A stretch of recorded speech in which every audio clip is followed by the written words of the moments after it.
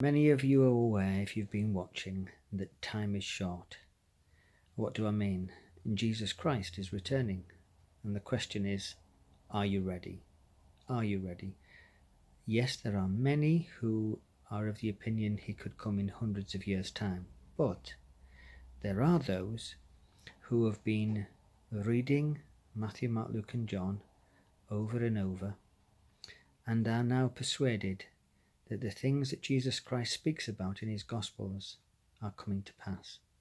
And so they are persuaded, and I'm persuaded, that this is the generation. Okay, so with the generation, so what do we do about it? Well, everyone's talking about, rapture, rapture, rapture, and I've heard that for many, many years. And although they're talking about it, the question is, are you ready? And more importantly is, what is being ready? What is being ready for the rapture? Well, that is very specific and precise. To be rapture ready is being...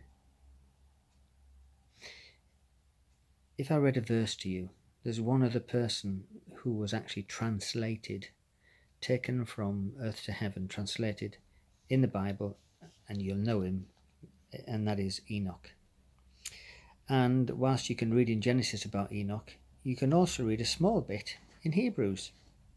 And if we go to Hebrews chapter 11 verse 5, it says, "By faith Enoch was translated, that he should not see death, and was not found, because God had translated him." Okay, but it doesn't end there. This next bit is really important. "For before his translation," that's now for you and me, for us, before his translation, he had this testimony. And it's really important that each one of us has this testimony, that he pleased God. That's right. Enoch pleased God. And not only that, he told people he pleased God. But it's not just telling people, it's knowing in your heart of hearts, it's knowing you please God. Okay, so how do you please God? Well, that's obvious. It's in the Gospels, Matthew, Mark, Luke and John.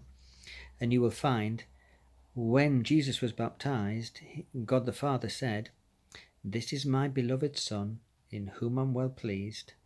Oh, this is my beloved Son, in whom I'm well pleased. Right. He was pleased with Jesus. Well, if you read the Gospels, you find Jesus says things like, "I always do what pleases my Father." His will was to do the Father's will. And we are to be exactly the same. So the question is, what is the Father's will? Well, that's also exceptionally easy in the Gospels. It's there. Jesus went up onto the Mount of Transfiguration with Peter, James and John. And whilst up there, he glowed white, and two Bible characters from the Old Testament arrived, Moses and Elijah. And Peter said, "Shall we build 3 booths?" thinking the millennial reign of Christ had arrived. But at that point, a cloud descended and God the Father spoke to them. And this is what he says in Matthew. It's recorded in Matthew, Mark and Luke. This is what he says in Matthew. "This is my beloved Son, in whom I'm well pleased." Okay, what did he say next? And if you're a general average Christian, you won't know. You won't even be aware that God the Father said something else. But what he said is absolutely crucial. He said, "Hear him." You will find if you read the whole New Testament, that is the commandment of the Father to the followers of Jesus today, and always has been. Hear him. Who? Jesus Christ. "This is my beloved Son, in whom I'm well pleased. Hear him." In Mark it says, "This is my beloved Son. Hear him." Okay. Now you might say, "Oh yes, many are persuaded that the Gospels of Jesus Christ, they have so many unusual views today." This is one view. The law and the prophets, the Old Testament is up until Acts. Well, according to Jesus, that is not the case. Jesus says the law and the prophets are up until John. That's John the Baptist. You will notice when John was imprisoned, it was then that Jesus left Nazareth and went to Capernaum. You'll find that in Matthew.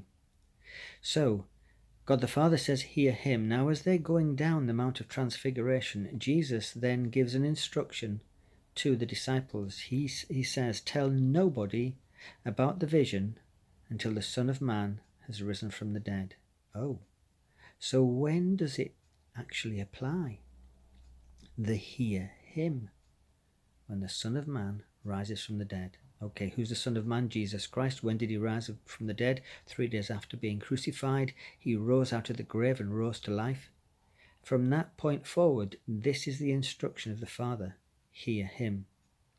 Now we will find, if you do choose, and I hope you do, choose to read the Gospels, and I don't mean once, I mean now embark upon the reading of Matthew, Mark, Luke and John, so that his words will abide in you, which is a requirement Jesus laid down in John. If you abide in me and my words abide in you. So as you do that practice, you're not there yet. No, sadly, that's only step 1. Step 2 is doing what he says. Remember Matthew 7. Again, people believe this is not applying to Christianity today, and there's many large groups write off completely. They say, for example, the Sermon on the Mount, Matthew 5, 6 and 7, that was to the Pharisees. And yet if you read it carefully and look in Luke 6, you look carefully and study it, you will find there's no reference to any Pharisees being there. He called his disciples to him. He went up the mountain, he called his disciples to him, and he teaches them. Now, yes, people listened, but he was teaching his disciples, and that's the important thing, teaching the disciples, which is you and I. He said in Matthew 7, he said, many will say to me in that day, Lord, Lord, didn't we cast out devils, prophesy, do mighty miracles in your name? And I will say, depart from me, I never knew you, you who work lawlessness, or iniquity in the King James, but the Greek translation is lawlessness. He refers in that chapter to he who does the will of my Father. Jesus refers to this a number of times. He also says, those who hear my words and do it. Later in Matthew 7, he says, the wise are those who hear my words and do it. They build on the rock. What's the rock? Hearing Jesus' words and doing it. What's the sand? Hearing Jesus' words and not doing it. And therefore you're foolish. That is it. You're foolish. Jesus said that, not me. In Matthew 25, he talks about 10 virgins, those waiting for the Messiah. They're waiting for the Messiah. And as they're waiting, they have oil in their lamps, but they don't have oil in their flasks. The general teaching in Christendom is that that oil is the Holy Spirit. Okay. The oil that burns in the lamp is the Holy Spirit.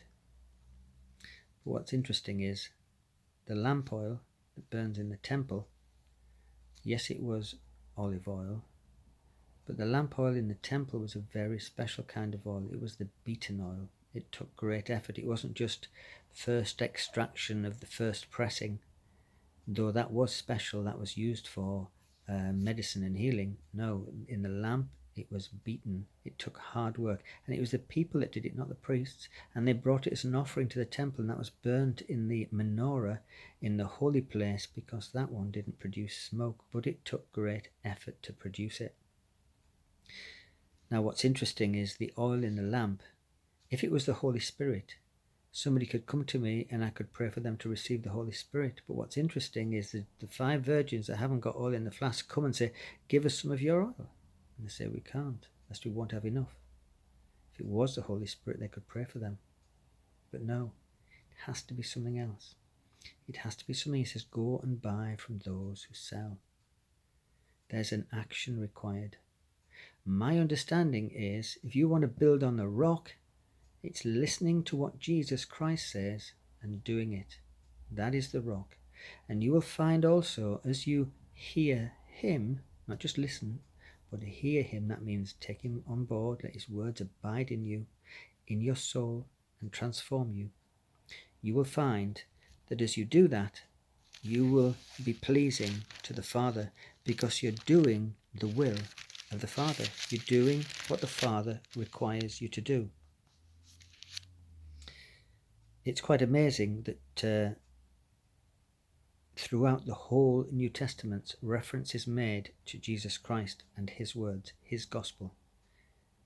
I'm going to leave it at that. But if you want to be rapture ready, if you want to be somebody who's found ready, the two requirements are for his words to abide in you. They transform your mind, and for you to abide in him. And you'll find if you read John that he's doing what he says. Briefly, forgive and you will be forgiven. Judge not and you will not be judged. Condemn not and you will not be condemned. And the fruit of the Spirit, love, joy, peace, gentleness, kindness, meekness, self-control, these wonderful fruits of the Spirit will begin to flourish in your life. As you walk that path through the narrow gate, Jesus Christ, along the narrow path, his teachings, along the difficult path, living according to his teachings, you will find you will be pleasing to the Father. And what's amazing is he will let you know that. That is the path. That is the key to eternity. If you want the key that unlocks eternity and to be rapture ready, you need the words of Jesus Christ living in you, and you need to live according to them. And if you don't believe me, this is what I suggest.